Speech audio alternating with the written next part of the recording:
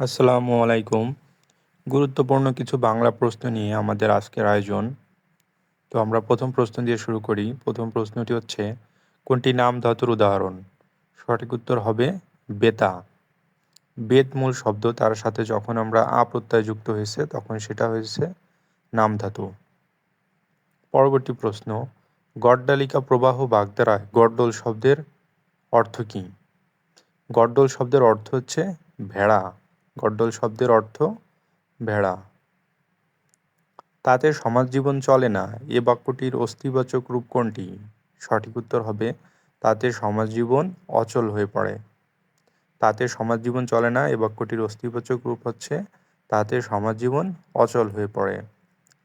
তোমারই যেন ভালোবাসিয়াছি শতরূপে শতবার, জনমে জনমে যুগে যুগে অনিবার।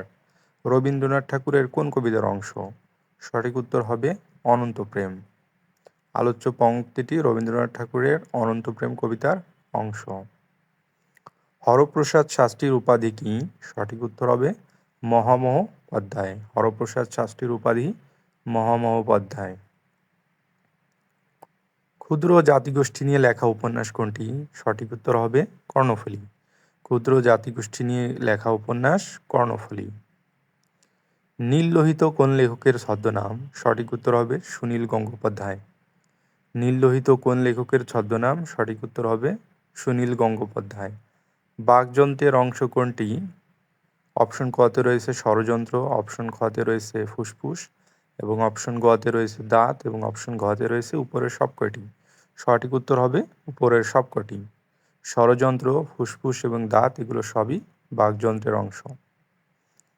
রবীন্দ্রনাথ কোন কারক বাদ দিতে চেয়েছিলেন? সঠিক উত্তর হবে সম্প্রদান কারক। রবীন্দ্রনাথ ঠাকুর সম্প্রদান কারককে বাদ দিতে চেয়েছিলেন।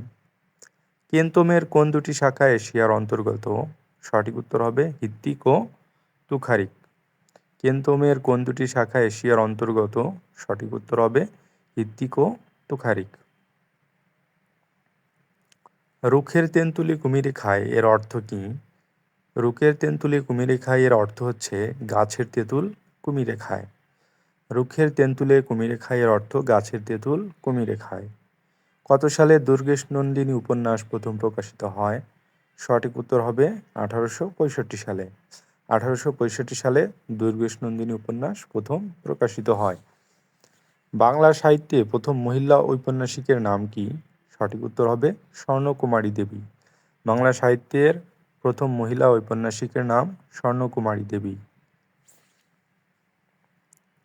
মনসা দেবীকে নিয়ে লেখা বিজয়গুপ্তের মঙ্গল কাব্যের নাম কি? সঠিক উত্তর হবে পদ্মপুরাণ। মনসা দেবীকে নিয়ে লেখা বিজয়গুপ্তের মঙ্গল কাব্যের নাম পদ্মপুরাণ। মানুষের মৃত্যু হলে তবুও মানব থেকে যায়, কে রচনা করেন এই কাব্যাংশ? সঠিক উত্তর হবে জীবনানন্দ দাশ। মানুষের মৃত্যু হলে তবুও মানব থেকে যায় এই কাব্যাংশটি রচনা করেন বিখ্যাত কবি জীবনানন্দ দাশ। দৌলতুজির বাহরাম খান সাহিত্য সৃষ্টিতে কার পৃষ্ঠপোষকতা লাভ করেন? সঠিক উত্তর হবে জমিদার নিজাম শাহ।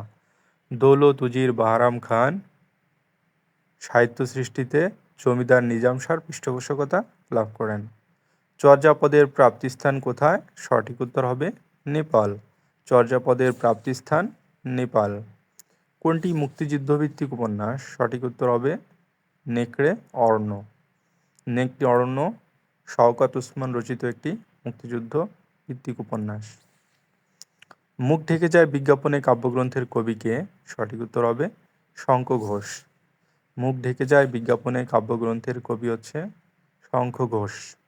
আসমান কোন ভাষা থেকে আগত শব্দ? সঠিক উত্তর হবে ফার্সি। আসমান একটি ফার্সি ভাষার শব্দ। নিম্ন বিবৃত স্বরধ্বনি কোনটি? সঠিক উত্তর হবে সরেয়া। নিম্ন বিবৃত স্বরধ্বনি সরেয়া। জিজিবিষা শব্দটির অর্থ কী? সঠিক উত্তর হবে বেঁচে থাকার ইচ্ছা। জিজিবিষা শব্দটির অর্থ বেঁচে থাকার ইচ্ছা। বড় থেকে বড্ড এটি কোন ধরনের ধ্বনি পরিবর্তন? সঠিক উত্তর হবে ব্যঞ্জন দিত। একটা ব্যঞ্জন দুইবার উচ্চারিত হয়েছে ড ড, এ কারণে এটা ব্যঞ্জন দিত। সপ্তকাণ্ড রামায়ণ বাগধারাটির অর্থ কী? সঠিক উত্তর হবে বৃহৎ বিষয়। সপ্তকাণ্ড রামায়ণ বাগধারাটির অর্থ বৃহৎ বিষয়। অ্যাটেস্টেড শব্দের বাংলা পরিভাষা কি? সঠিক উত্তর হবে সত্যায়িত। অ্যাটেস্টেড শব্দের বাংলা পরিভাষা সত্যায়িত। ডেকে ডেকে হয়রান হচ্ছি এ বাক্যে ডেকে ডেকে কোন অর্থ প্রকাশ করে? সঠিক উত্তর হবে পৌনঃপুনিকতা। ডেকে ডেকে হয়রান হচ্ছি এ বাক্যে ডেকে ডেকে পৌনঃপুনিকতা প্রকাশ করে। ভুল বানান কোনটি? সঠিক উত্তর হবে ভুবন। ভুবন বানানটি এখানে ভুল রয়েছে। ভুবন বানানে ভয় রস্যকার হবে, এখানে দেওয়া রয়েছে দীর্ঘকার। যিনি বিদ্বান তিনি সর্বত্র আদরণীয়, এটি কোন ধরনের বাক্য? সঠিক উত্তর হবে জটিল বাক্য। যিনি বিদ্বান তিনি সর্বত্র আদরণীয়, এটি একটি জটিল বাক্য। চিকিৎসা শাস্ত্র কোন সমাস? সঠিক উত্তর হবে কর্মধারয় সমাস। চিকিৎসা শাস্ত্র এর ব্যাসবাক্য চিকিৎসা বিষয়ক শাস্ত্র, এটি মধ্যপদলোপী কর্মধারয় সমাস।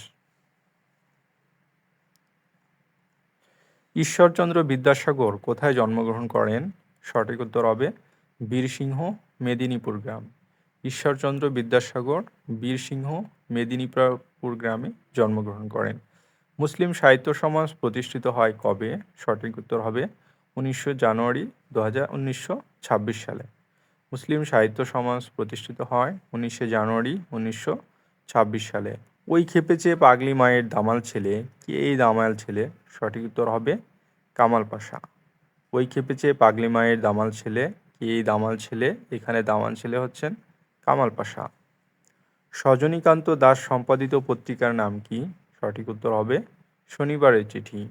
সজনীকান্ত দাস সম্পাদিত পত্রিকার নাম শনিবারের চিঠি। ধন্যবাদ ভিডিওটি দেখার জন্য। ভিডিওটি ভালো লাগলে চ্যানেলটি সাবস্ক্রাইব করার অনুরোধ রইল।